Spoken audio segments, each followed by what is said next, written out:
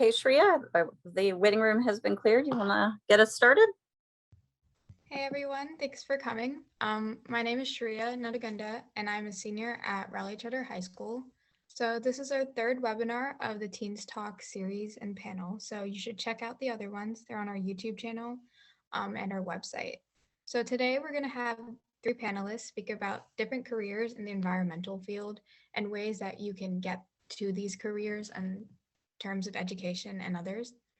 And there are many careers, majors, and programs out there. So we encourage you to research about them to learn more about different careers you can pursue.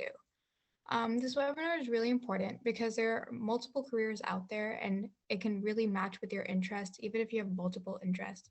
So you should really pay attention and learn about different ways that you can prepare for your future.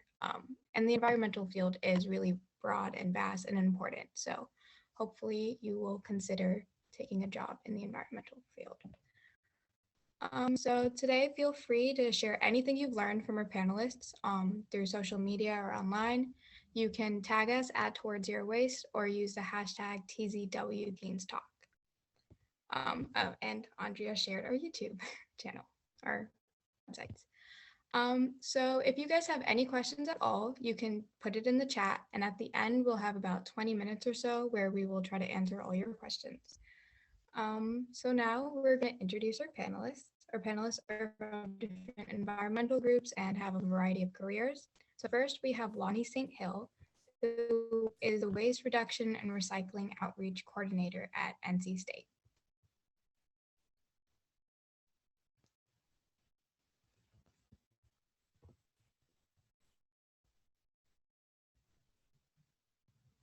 Lonnie? Yeah, did you want me to say anything? Oh, you're good. Yeah, could you just a little introduction about yourself? So my name's Lonnie. I use she, her pronouns here and everywhere. And as the outreach coordinator for NC State Waste Reduction and Recycling Department, I work with students, staff, faculty, and departments as a whole on zero waste programs. So whether it's assisting students with individual resource projects or projects that they're doing for a class, speaking in classrooms, doing tours for classes, or implementing zero waste programs for entire departments. That includes like the College of Natural Resources, where majority of environmental studies programs are held within, but it also includes people like NC State Athletics. And so I oversee the Zero Waste Wolfpack for Pack Athletics. Thank you, Lonnie. Next, we have Kaylee Cross, who is an alumni at NC State and currently attends Lenore-Ryan University, if I pronounced that right. Yeah, I'm Kaylee. I am a current Master's of Sustainability Studies student at Lenore-Ryan University's Graduate School in Asheville, North Carolina. And I also work as a contracted sustainability consultant for Burt's Bees in Durham. Thanks, Kaylee. And last but not least, we have Megan Pendle, who is the sustainability coordinator in Apex. Hi, everyone. I am Megan. And as Shriya says, I am the sustainability coordinator for the town of Apex and have been building the Apex sustainability program from the ground up since July 2020 with the support of our new sustainability specialist, Valmera, and several interns. I grew up in Apex and graduated from NC State University. So Kailey and Lonnie, we're Wolfpack fam right here. My major was environmental sciences, minor in applied ecology, and my focal area was in climate change and water resources. And I also earned the Global Perspective Certificate, which is a mouthful. I'm sure we'll get into more of the details there today. But I have applied my experience with climate grassroots leadership and scientific research in South Africa into my current career role, and I'm happy to have current collaboration with Towards Zero Waste and the Towards Zero Waste Apex teams. So I'm grateful to be here. Thank you. Yeah, thank you. We have a lot of things for a lot of people. Turns out we're all NC State, so I didn't even know that. To get started, we have an anonymous poll, and it's just going to ask you a question of, do you know what you want to study after high school? You can just answer yes or no. It's just to get started into the question.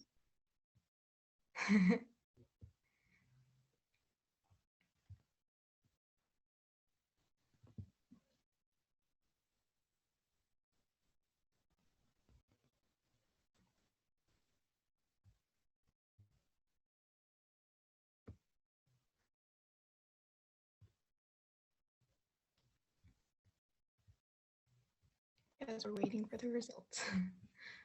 Give it another last chance to provide your input.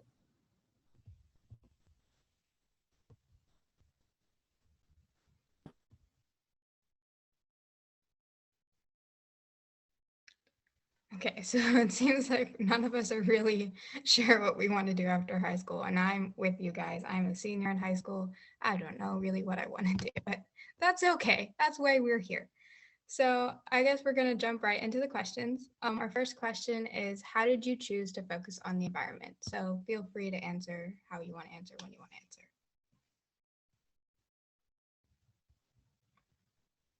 I'm going to jump in first because probably unlike Megan and Kaylee, I didn't really think of myself as focusing on the environment. I went to college as a hotel management major, and that's what I got my undergraduate degree in because I like people. I wanted to work with people. I've always enjoyed being around people, and the hospitality industry really called to me because of that. But I ended up after college working for a nonprofit called Hosteling International, where young people backpack around the world, but we have a really strong sustainability mission as well. And so it just kind of combined my interests as well as my background. And so that's what I did. So probably, I'm assuming that's a little different than Megan and Kaylee. Yeah, my mom was actually a hotel management major too, so that's really cool. Megan, Kaylee, do you guys have anything else to add? Sure. Yeah. Lonnie, that's super interesting. I love hearing the stories about, the weird and crazy ways people end up at the environmental field. All important. So I actually went to Wake Tech before I went to NC State. And at Wake Tech Community College, I was originally going into psychology, actually. And so I'm also a people-focused type of person. And at that point in the college career, there was this huge women in STEM movement. I think that was it was at its peak for women in STEM roles and STEM careers. And so I was really inspired to actually go into engineering. And so that's why I applied to NC State. But at that point, I hadn't taken the engineering classes that I needed to get right into engineering. And so I got in with an environmental sciences program and planned on switching to engineering until I realized that environmental science is really where my heart is. And so really happy that that was my journey. Yeah, I think it's common that you don't go to college in environmental science and come out being an environmental scientist or in the environmental career. I started thinking that I was going to be an orthodontist and going like more of the medical route, and went to a conference on sustainability in higher education in Baltimore that one of my professors just kind of on a whim invited me to. And there I was learning what all of these schools and universities around the country and around the world were doing to make the planet a better place. And I was like immediately inspired, and that day decided that I also ended up like transferring schools and transferring majors. I like called my parents and they thought I was crazy. But then I transferred to NC State in their environmental sciences program, and that's kind of how I started my journey to becoming an environmental science major. Those are some crazy stories. Did you guys have any factors when you're growing up that got you interested in the environment, or was it just when you got to college, you just realized that you were interested in environmental sciences, or after college? I very much grew up still in that generation where we knew it was time to come in for dinner when the streetlights came on. So, we were constantly outside playing in the dirt and being in nature. And And my family also really valued nature, particularly my dad had a big influence on me, inspired curiosity about what we would find stumbling in the woods. And growing up in Apex and being in, an environment, a small suburban environment at the time, that was very, tree heavy and horse farms and forests, and watching it transform over these last 20 or so years into condos and businesses. And so it's bittersweet to watch your hometown grow and thrive, but also watch those trees get knocked down and watch the environment change. And so that's definitely a big part of why I do what I do.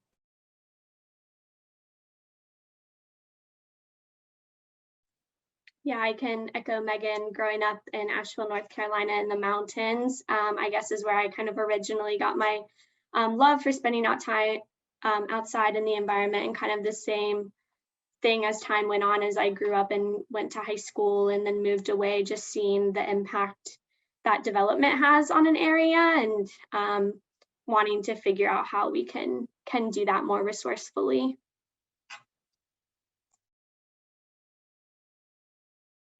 Thank you, guys. Yeah, I can relate to developing. I have a farm that was near me where I celebrated my 8th birthday, and now it is all townhomes. So it makes me kind of sad. Yeah. Do you have anything to add, Lonnie? Yeah, so I guess one thing that's really of note is that learning never stops, right? And so even though I didn't go for like an environmental major, I am currently in the master's program here doing a degree in climate justice. And so it's, when you find a passion, I always encourage you to just take classes, learn more. It could be formal or informal, whatever you find passionate and you want to do, just continue to learn more. That's it. So. Yep. I guess moving on, kind of similar. Were you guys in any environmental clubs or anything like that throughout your education that got you more interested in the environment? And do you think that is necessary when you are going to college or anything else after high school?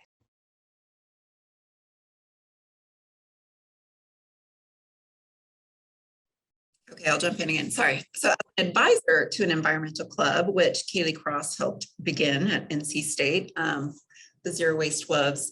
I do have to say, like, being in a club is really great because you surround yourselves with people who share the same interests and passion as you do, and you learn from one another. And so you don't feel like the oddball for being like, I'm carrying around my own bag and my own straw and my own cup, so because you're surrounded by those people. But also on the other hand, I think it's important just to get involved in any student organization or any club within school or out of school, because you can have a really big impact by being that voice for sustainability, right? And so even if you are in a theater club or a crafts or mountain biking, you can talk to the people in that club about your impact and like the activities that you do. So. Yeah, I would say that you don't necessarily have to start or be a part of any kind of environmental organization to have an impact on campus. While I was very heavily involved in the Zero Waste Wolves and loved being surrounded by people who were as passionate about reducing waste on campus as I was, and having like supportive staff like Lonnie to like get projects done, which also gave me a lot of experience for like my career, like jobs later down the road. I've been able to use some of the projects that we worked on as part of that student organization as huge leverage in like interviews or on my resume. But I was also in a service fraternity, Alpha Phi Omega, and I feel like there we were able to have just the couple of us that were kind of environmental minded, a huge impact because we were a much larger organization. We had people from all majors and all backgrounds, and I think it's really important to understand that environmental topics or sustainability topics can enter every career. So you don't have to be an environmental science major. You can be in engineering or in psychology or, history even. Like there's so many different majors that you can be in and still have a huge impact in sustainability. So I'd say that's the same for student organizations too. Yeah, I love that, Kaylee. I think it's really important for us to understand that, you know, you don't have to have a focus in something specifically to do with, you know, tackling climate change or waste in order to have an impact, you know, because this is not just in our schools or in our clubs or in our careers, it's our lives, right? And so I agree that, you know, being involved in general is the key.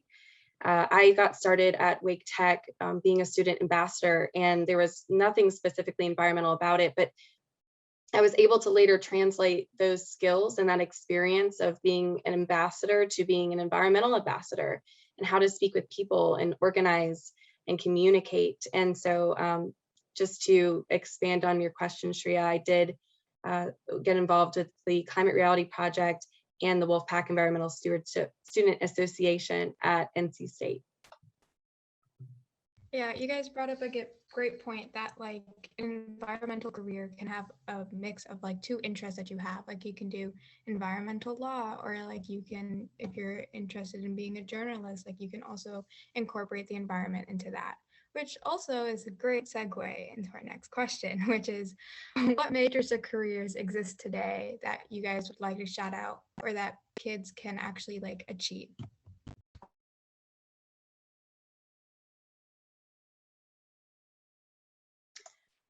Well, actually, this is a really relevant question for me, Shriya, because when I went to NC State and after I got over that idea of doing engineering and going more focused in environmental sciences, I realized that my true passion was climate and sustainability. And there were no undergraduate programs at NC State that really looks like that. Fortunately, with NC State specifically, they have this, they carve out these course hours for you to deem a focal area, as they call it. And, you know, you could, to expand on our last question, make it anything, right? It could be math, it could be a language, as long as you relate it back to environmental sciences. And so I kind of created my own. I found classes that were related to climate and sustainability and brought that into a climate change and water resources focal area. One program that I am really excited about is I think what you're doing, Lonnie, it's this climate change and society master's program. And that is on my horizon as well. So lots of programs out there now at I think in North Carolina, but also nationally and internationally. Yeah, I would agree that. Oh, go, go ahead, Kaylee. Lonnie. Oh no, I was just gonna say that I agree that this is like probably the best time that you could be entering a career in environmental science or sustainability. As someone who's getting their master's and like entering my professional kind of career, the number of jobs like on LinkedIn or like on job postings like daily that companies and cities and nonprofits are putting out is huge. And so I know like I took advantage the same way Megan did of like having your like own focal area and kind of like designing the program at NC State that you want. And even if kind of transition that in my master's as well, you can kind of tailor different classes that you want to take based on like what your interests are. So currently like I'm more interested in sustainable business. And so like taking more classes in our MBA programs and things like that. Yeah, and so NC State does such a wonderful job of helping students create degrees that are in line with their passion. And so while there is a master's program in climate change and society, I have curated my own master's degree through, this is for Megan, through the MALS program, MALS, you can do that as well, because I wanted it to be, yes, there is a huge science portion, like getting that scientific data and the research background to it, but focusing a lot on climate communications and how that impacts especially Black, Indigenous, and people of color communities, and then being somebody who better understands the social issues, injustice, and just, you know, that surround the environment and what's happening and how it connects. And so in terms of like why and career-based, for me, it's just better understanding my role here at NC State and how I can encourage and learn and inspire our students and community members to be involved. But it's also, as Kailey mentioned, I do believe that we all have a responsibility to do good. And that responsibility includes businesses and government agencies. And so what is that communication piece, and what are those connections that these businesses need in order to be more responsible, right? Not just about what they're producing, but how they themselves are connecting to our communities. And so that's kind of where I see myself kind of being that connector. That's so true, Lonnie. Yeah, and I, you know, science communication and social justice are, you know, huge pieces of this, right? As we're seeing more and more today. And I think I saw a question in the chat asking about, you know, what we see as potential up and coming career opportunities and needs in the next 10, 20, 30 years. And I think, you know, besides the obvious, probably like wind turbine service techs and solar PV installers, right? Those people who can find the connections between, you know, the problems and the solutions, and being able to communicate that to folks who can make really big impacts, like businesses, for example. So I think, you know, when we think about science and waste and climate, I think we usually think about the science of it, right? But we also really need those communicators and connecting the dots between, you know, why we need to do what we're doing, and then how we do good, as you said, Lonnie and Kaylee. I think another kind of emerging space would be, at least like in the space that I'm in for corporate sustainability, is a lot of like figuring out how we're going to achieve all these goals. So it's great that companies and municipalities are setting these goals for 2025 and 2030, but a lot of businesses are really struggling with how to do that. And so I think a lot of like analysts or big scale, like broad thinking problem solvers. And I wouldn't say that like, if you're gonna like go online and like Google like sustainability jobs or something, a lot of times it's not gonna be super straightforward, at least in my experience. There's a lot of jobs that like incorporate sustainability, but there's not gonna be like very definite sustainability positions, or they're either gonna be like, you need to know a lot of things, or you need to be like an expert. So I think you just kind of have to understand different spaces and kind of what you're interested in. Yeah, I agree. Just all these jobs in the real world and all the problems that we have to solve, you can't just have one focus or one thing, you know. We have to incorporate all the skills and all the different like majors and ideas in order to actually solve our real world problems. Our next question is, what programs are there to look out for? So either in NC State or out of NC State, just like environmental programs or organizations, like what is something we can look out for?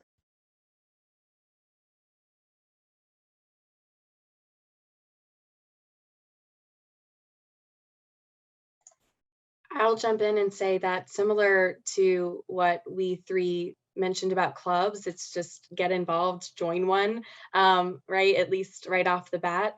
Study abroad. You know, when you're in college, that is the thing to do. They all say that, but I'm telling you, it's true. It really is what they say. It's life-changing.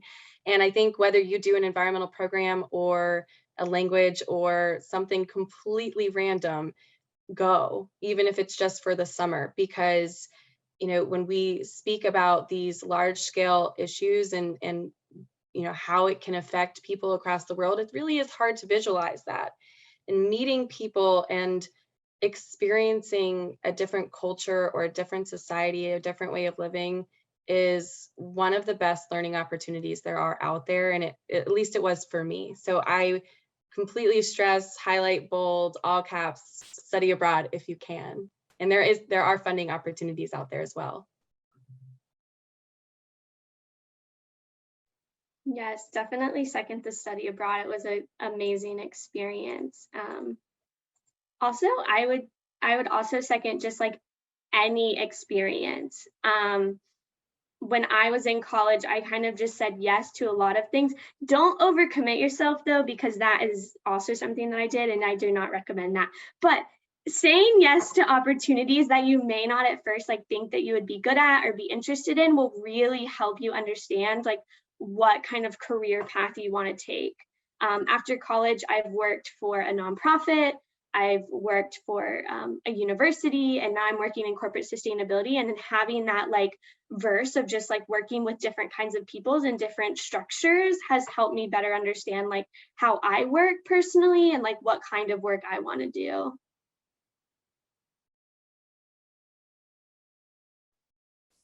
And again, like you can impart your environmental and what you want to do in anything. So for example, we are working closely now with like the College of Veterinary Medicine.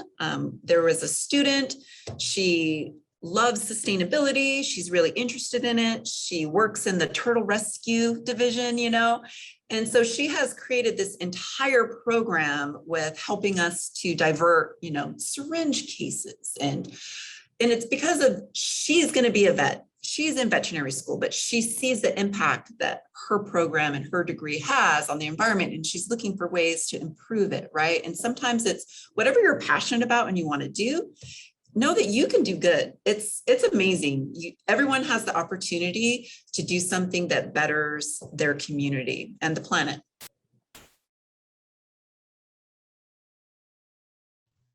Yeah, thank you guys. Those were great answers. I really want to study abroad too, so hopefully I will get the chance. Our next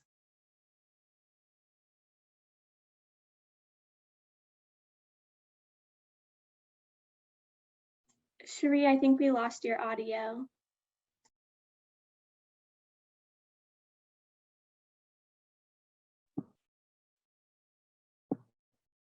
Shriya, you there? Can you hear me now? Yes.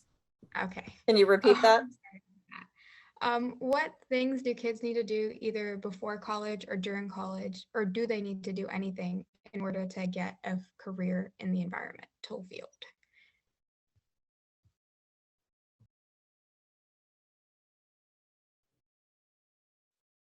Well, as somebody who like hires students like in college and works with students, I would say if you're interested in an environmental field, like being very specific in environmentalism, volunteer now, get involved, join Towards Zero Waste teen groups, look at the communities, Apex, Town of Cary, and see what type of projects or, you know, volunteer service opportunities there are within your community. Get involved, because these hands-on experiences are going to kind of give you an idea of what it is people do in our career, you know, whether it's from working in farming or composting or tree planting or water quality and water testing, or, you know, there's so many different opportunities that you can do now before college as well as during college, just by volunteering. And so that's something I highly recommend.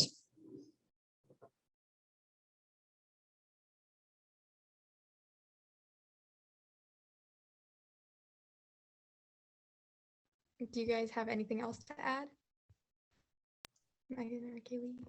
Yeah, I would just echo Lonnie that, you know, to get involved, you know, it's never too early. And in fact, these experiences now will shape your decisions every step of the way. And I guess to add on to that, I would, you know, rather than going on and taking like a career test, what should I do with my life?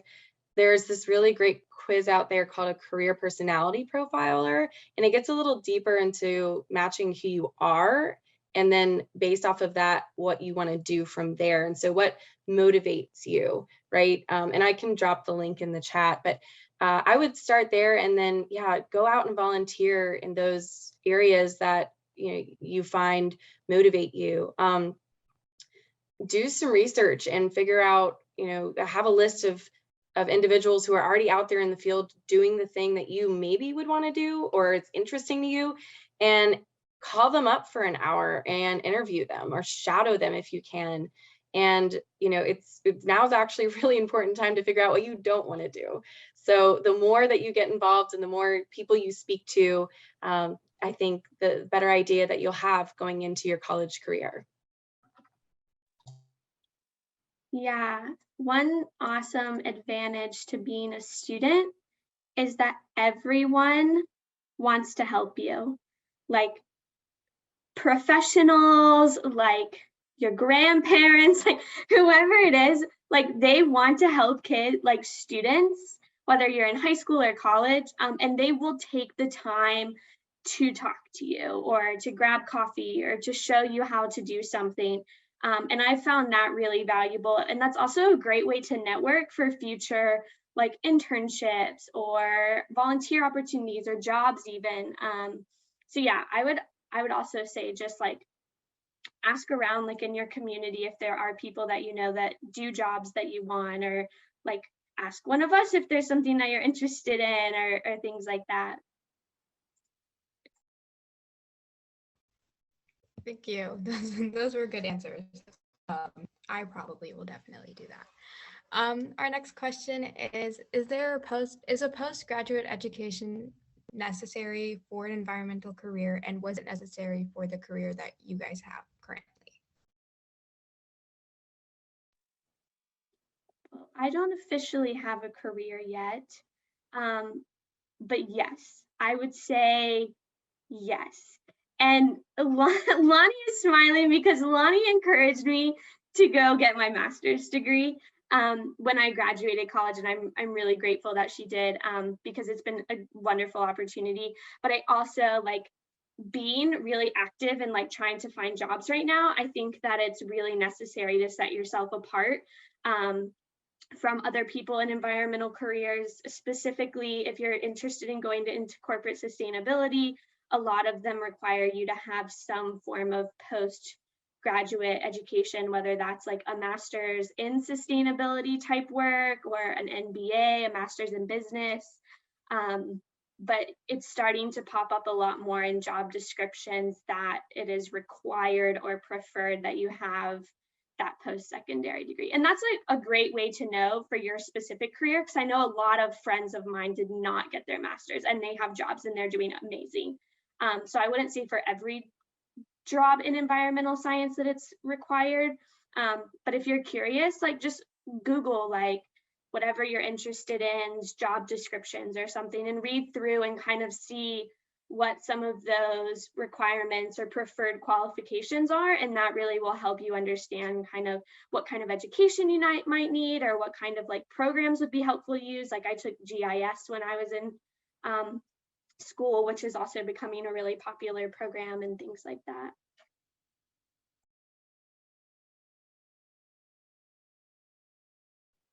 I will echo that.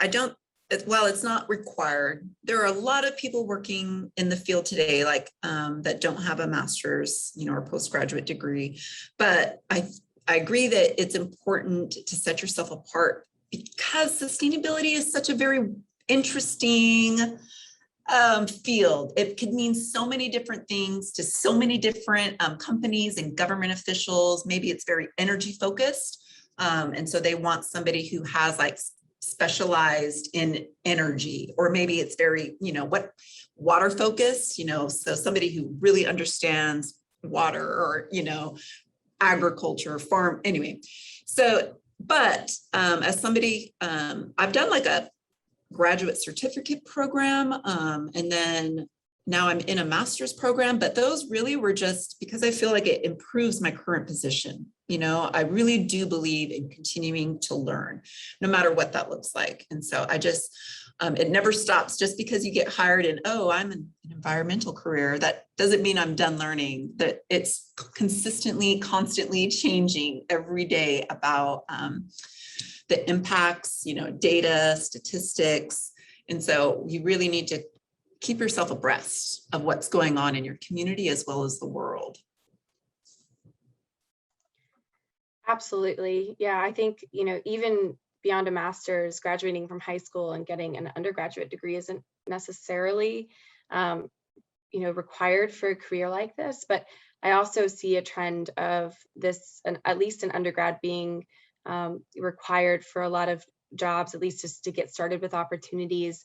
And so I would say that, at least try to go to your community college and get an associate's degree. If financial opportunities is what's holding you back, community college is a wonderful resource. And I think a theme of what we've been talking about, the three of us, is, just get involved, right? And if you're not even sure what career that you want to go for, community college is the best way to start. I can't stress that enough. And it was definitely helpful for my experience. And then beyond that, beyond an undergrad or even a master's, as Lonnie said, continue learning. And there are plenty of, short-term certifications that you can earn, classes that are offered by pretty renowned universities online for free. So the opportunities are out there. So I would say, necessary. It might depend on the career, but absolutely, yes, you should do it, whatever that looks like. Yeah, Megan, I like the point that if you can't afford it, like there are other options and more things that you can do. So that's always nice to know. Kaylee, I know you were talking about GIS. I don't know what that is. Could you just add on to that? Yeah, GIS is Global Information System. So basically, the program is like, imagine Google Maps and like Excel combined. So it basically allows you to geotag like characteristic data to a specific location. So an example might be documenting every type of tree in Cary. And so someone would go around and like enter it into this program, and then you'd be able to see this really cool map of like all the trees. And then you can do lots of analyses on like where's like the densest area and like stuff way beyond my head. Like there are experts, people that get their graduate degrees and PhDs in GIS, but it is a very utilized program in the environmental field. I'm going to jump in there really quickly, and it's very important even in terms of like social justice issues. And so we have some world-renowned researchers and faculty here on campus who use GIS specifically to look at, for example, like where are fossil fuel and extraction points around the country, and then they overlay maps on like different socioeconomic classes and racial profiles, and and so having all of this data and woven into mapping systems, then you can really begin to see the impact and how it is like waste industries, solid waste disposals, extraction points, fracking industries, manufacturers, predominantly always in, lower economic social stratus communities, communities for Black and Indigenous people, like that's where they're located. And so having that data then helps us as government, policymakers, influencers, researchers to really begin to change that narrative and what that looks like. And so that we can have equal justice opportunities for everybody, and it's data really helps support that. That sounds like a really cool program. I think my other analyst would have loved it, but moving on. Also, if you guys have any questions, feel free to put them in the chat. We have hit the 20-minute mark, so we will answer any questions you guys have. Okay, and our next question is, what big environmental challenge would you guys like to solve, either with your job or just personally?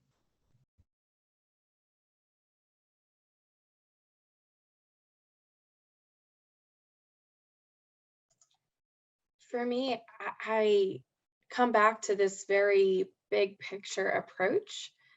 I think that it's about a culture shift when we look at the environment, and also it's about community. I think that there are many, many different fields that within environment and sustainability that I'm interested in as far as problems and challenges to solve. But what it all comes back to, the root is community connection. And that means connection to each other. That means connection to nature. And so I think that that culture shift back into, we're not against each other and we're not against environment. We are with it, right? And the more that we build on that concept, I think the better we will have the opportunity to solve problems. It means that more people will be at our tables. We need every type of diverse perspective, every type of background and experience there, sharing ideas about how to solve these challenges. And so it's, I guess, not a specific challenge for me, but just about getting everybody, every representative individual at the table to help solve all of these other challenges. Also, just to add on to Megan, we also at Towards Zero Waste had this really big thought. So that's why our first Teens Talk is about communications, and it's basically a webinar on how you can talk to your friends and your family just about the environment. And there's also a couple of links on our resource page, so you guys should go check that out too when you guys have time. I would totally echo exactly what Megan just said. The challenge for us, it's for us to understand that our individual impact is more than just us bringing our own cup everywhere. Like, this is wonderful. And yes, it does good. But understanding how if I connect with others around me and we work together, that we can do so much more together, And so seeing how my actions influence others for good is so important to shift that mindset, right? That just by existing, we are influencing and impacting our environment. And so what can I do to help others, understand that and to see us as working together towards it? So Megan said it more eloquently, but yes, it's shifting that mindset to seeing the connections between us all.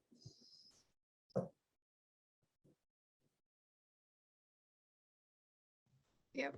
Kaylee, do you have anything to add?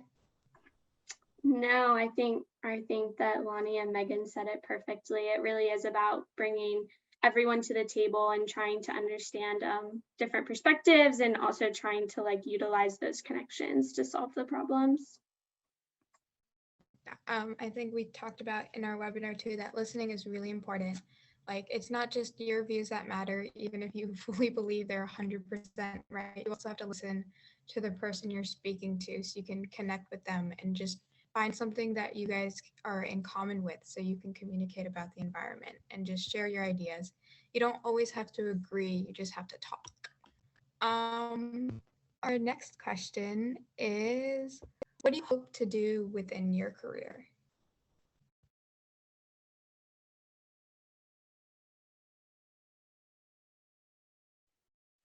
For me, it's about inspiring action. I'm, as somebody who works on a college campus, it's again, helping students understand that they impact what's happening on our campus, but also for them to see how our campus impacts our county, state, and the planet. And we, and so we need to work together to do that, and that we need them to solve the solutions. Our mission here at NC State University is to solve global challenges. Waste is a global challenge. It directly impacts the health of people around the world, and here in North Carolina, our wellness, our economic, our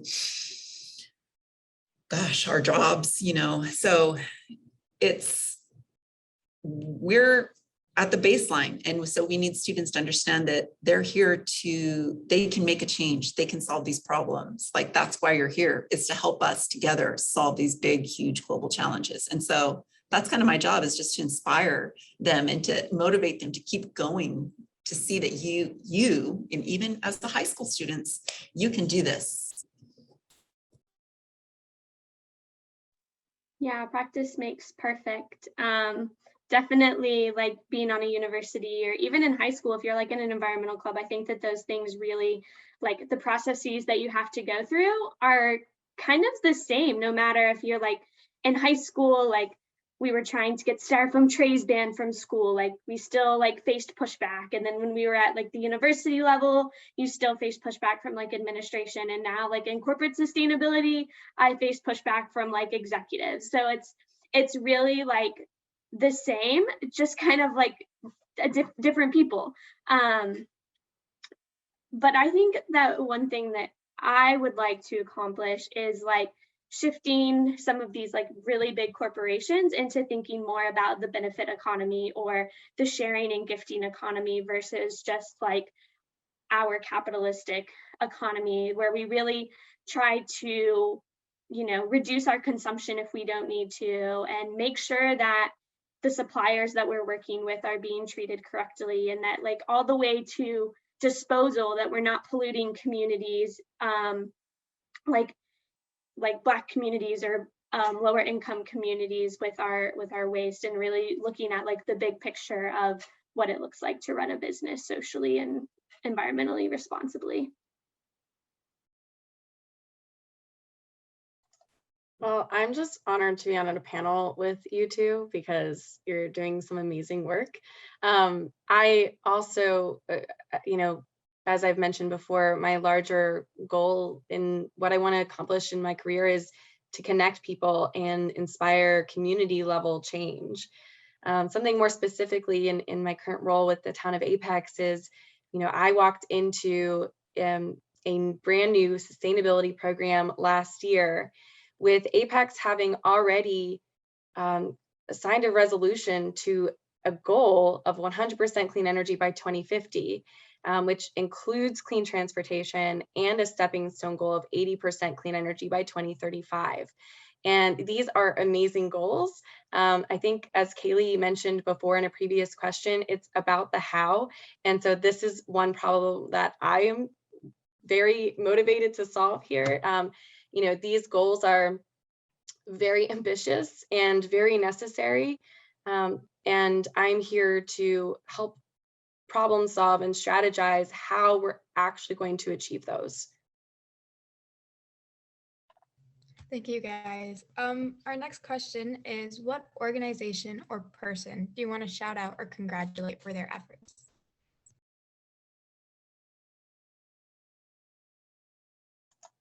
Back to Apex, there's this amazing group called Peak Teens for Climate. I just met with them last week, and it is 3 amazing girls who started this organization at Apex Friendship High School and have not only started the conversations for climate at their high school, but they've looped in others throughout Wake County and Raleigh and Cary and other high schools to be involved in this effort. And I think what they're doing is absolutely amazing and super inspiring. And I wish that this existed when I was in high school. So I'm really excited to collaborate with them as well.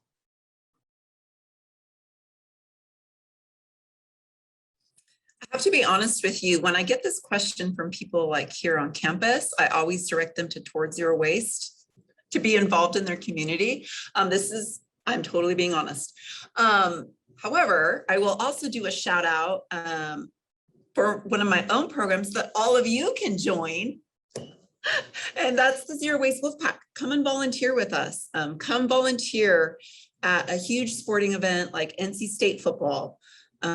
You can do it before the game, during the game, but it is really eye-opening, and it can show you how you can do this even at your own local schools or community events, and how important it is to have people who engage with fans that maybe they're not there for the environment, but you can influence their behavior and make a really big difference on what is occurring in terms of like our waste, our recycling numbers, our composting numbers, just by being there.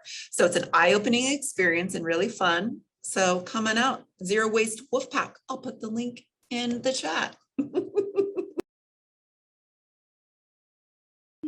I can echo that the Zero Waste Wolfpack is an amazing program. After working there for 2 years, it is a lot of fun, and you can watch the football game and interact with people.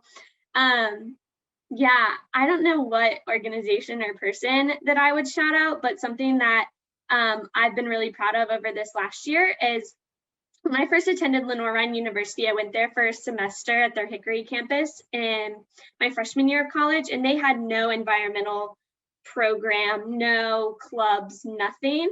And now through like our Master of Sustainability program and a lot of amazing students, we've been able to enact an environmental stewardship committee, which surprisingly over COVID got way more done than we've ever gotten done.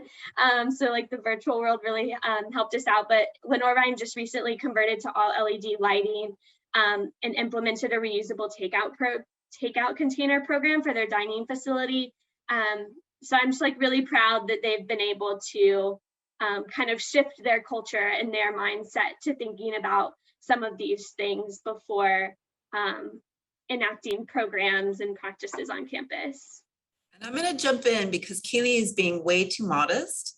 These programs and practices are due to her efforts and all of and her influence. So a lot of these, it's all because, you know, she had a passion, she wanted to be involved, she got involved, and she continued to work at it to make it happen. And look at the huge scale and the huge impact. It's happening at an entire university because she wanted to see it done. So this is what one person can do. That's pretty massive. Nice job, Kaylee.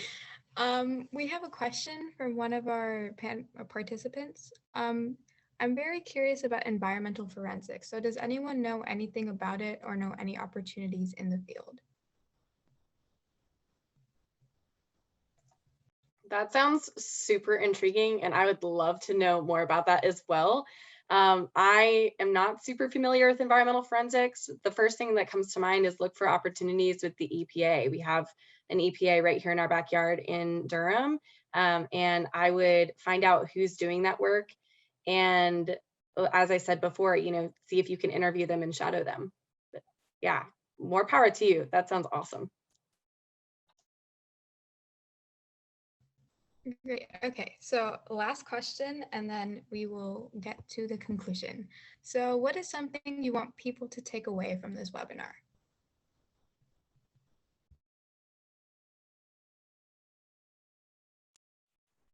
Get involved, number one. That you're here is already speaks volumes, but continue to get involved. But number two, talk with your family, talk with your friends, because you can multiply your impact by joining forces and getting your family and your friends involved too, and no matter what type of program or what, you know, environmental interest you have. So whether it's making sure everyone always brings their own bottle, or it's having everyone come and volunteer at, you know, invasive species removal, whatever it could be, you get involved and encourage those around you to join with you.